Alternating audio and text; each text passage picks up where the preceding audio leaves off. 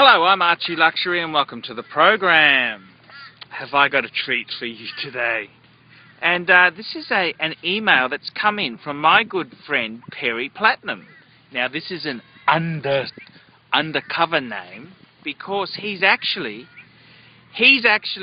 works in a luxury watch store, and he's become a really great friend. He's a really lovely guy, and he sent me some emails, and I've started corresponding with him, and he's agreed to put some stories together for my channel.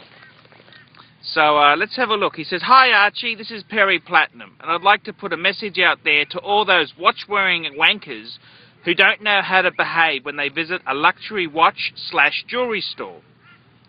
First, a little about myself.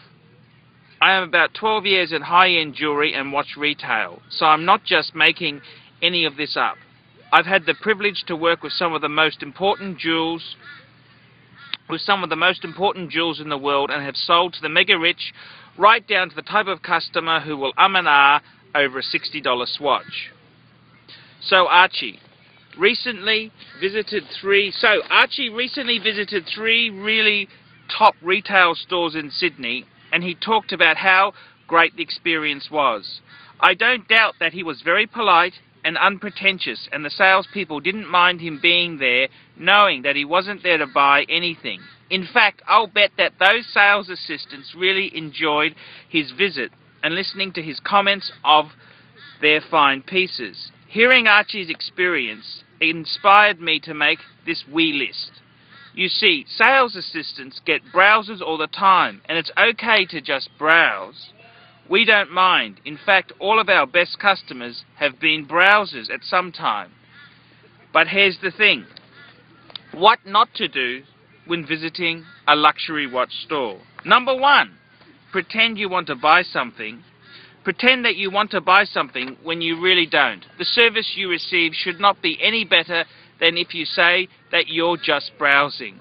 Sales assistants can often smell pretentiousness, as they can often be the best actors of all. You're not fooling anyone, so just be honest. You're not impressing anyone either. Number two, what's the best price of this? What's the best price of this? What's the very best you can do on this? It's not a fish market here. Any price negotiations will be done firstly when you've decided on the piece you want to buy.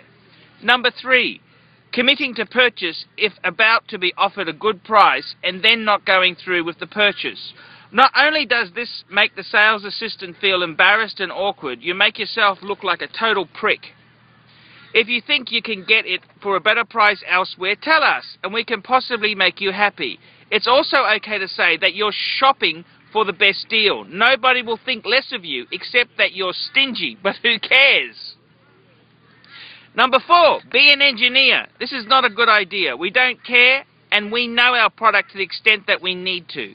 Number five, rub your superior product knowledge in the face of an inexperienced new sales assistant. This is unfair. Everyone has to start somewhere. Nobody likes a smart ass, and you'd better watch out. That amateur sales assistant will probably someday be able to outdo you, and the next time you come in, you'll walk out there feeling like a total dork. Number six, acknowledge a greeting. I'm talking to you, you rude fucking Indian and Asians in particular.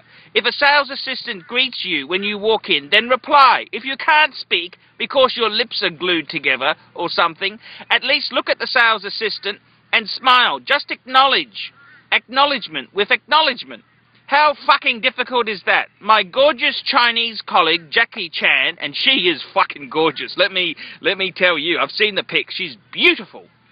Wanted me to mention this. Number seven, asked to see the most expensive piece in the shop. This only shows ignorance, and you probably won't get the true answer for reasons of security. That's another one from Jackie Chan. Number eight, think that the watch you are wearing entitles you to have your ass kissed. Nobody is really going to respect you more if you think you're wearing such a brilliant piece. Be humble like Archie. He doesn't wear a beautiful fuck-off watch to impress anyone. He wears it to please himself. Number nine, go into a luxury watch store without showering for a month. I know this is common sense, but I just had an unbelievably smelly woman come in today to ask about some colour peridotes are. What colour peridotes are. Number 10, forget these previous 9 points mentioned. So there we go. That's some fantastic tips from my good friend Perry Platinum and how to behave when you visit a luxury retailer. And it's some very good points there. And I got to say, someone said to me after my Bangkok trip, oh, what were the pricings like? What's the best they could do? And I said, hang on a minute.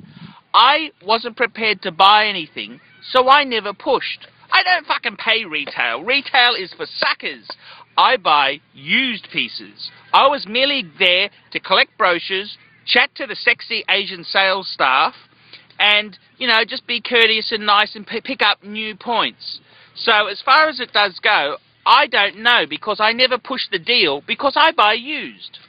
And, you know, it's one thing to have a beautiful piece. It's another thing to be an absolute fucking asshole. And one thing I always do when someone says, what a beautiful watch, in a watch store like that, I take it off and let them inspect it. Bit of courtesy, bit of niceness goes a long way. I'm Archie Luxury. Tell me, what do you think?